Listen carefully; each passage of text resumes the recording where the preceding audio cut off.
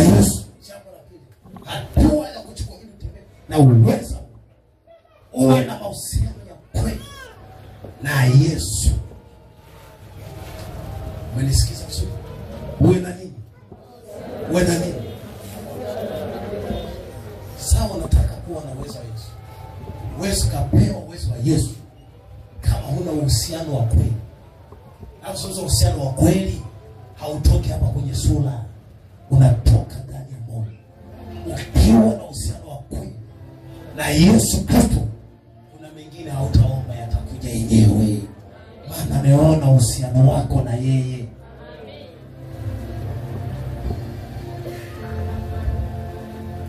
Ukiwa mjanja kiroho, kila siku nasema hivi, Yesu anaangalia hapa, sio kwa nje, ndani.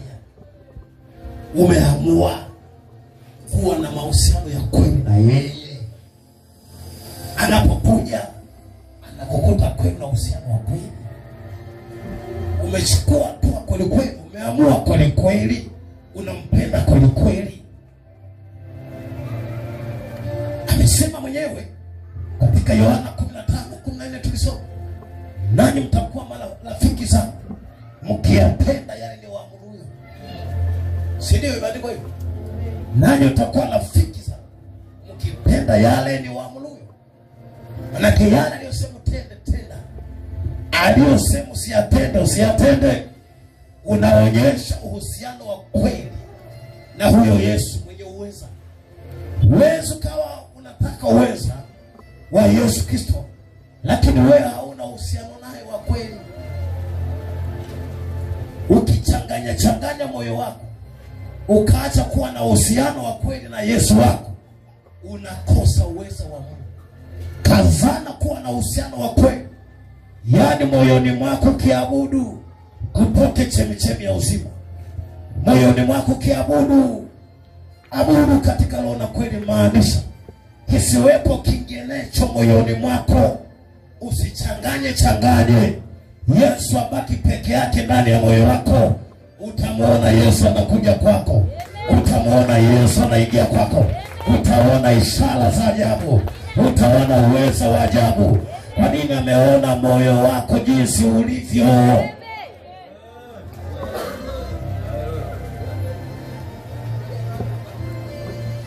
Kuna wakati mwingine atataka tuimbe, tumsifu yeye.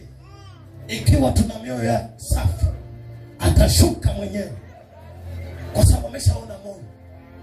Yaani haichukui muda, unapomwita anaangalia moyo tu, anakuona moyo wako hauna makunyanzi, umenyooka, umemaanisha katika yeye.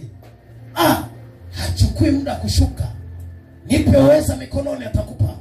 Nipe uweza kwenye fulango, atakupa. Nipe uweza miguuni, atakupa. Nipe uweza kushinda hapa, atakupa.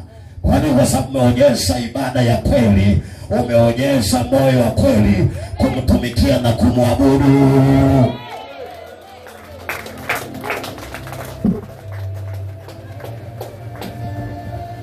Ukikosa kuwa na uhusiano wa kweli na Mungu wako, usipoenda katika kweli ya Mungu, usipomaanisha kwenye moyo wako kwa Mungu, unakosa kitu kizuri cha muhimu, ambacho hicho kitu hata tunapokuwa kwenye ibada tunasikia raha, hata tunaposikiliza neno la Mungu, kwa sababu ndani yake tunasikia, yani tunasikia ile mguso, tunasikia ule uwepo ule, tunasikia uwezo, yani raha ya ile ibada. Hata ukiwepo kwenye ibada uchoki. Nini manake? Kwa nini? Kwa sababu umemaanisha, umempa moyo wako katika kweli, katika roho, katika kweli. Ni watu pekee ambao watajua siri hii. Mimi nakwambia kuna mambo mengine hutayaomba, ni haki yako, maana wewe ni mtoto wake. Kuna vigezo umevishika, yani hutalia, yeye mwenyewe atashuka mwenyewe, maana anashughulia moyo, anaukuta moyo wako umemaanisha. Yani akiangalia, yani kwanza mbinguni tu, akikutazama hivi anasikia la, asema naam, huu ndio moyo nilikuwa nautaka hapa duniani. Mungu anafurahi kuona mioyo yetu imemaanisha. mioyo yetu imefunguka, inampa ibada ya kweli, ina uhusiano wa kweli kati ya sisi na yeye. Hii itasababisha sana uwezo utashuka kupita kawaida. Kuna mambo atafanya juu ya maisha yako, hata mwenyewe ukijiangalia utasema hii si jambo la kawaida. Hapana, hapana, ni mkono wa Mungu, ni mkono wa Mungu, ni mkono wa Mungu, ni mkono wa Mungu. Bado hajajilishwa wako, ongeza bidii, mpe moyo wako wote, mpe moyo wako wote. Ikatae dunia inataka kumeza asilimia ya Mungu.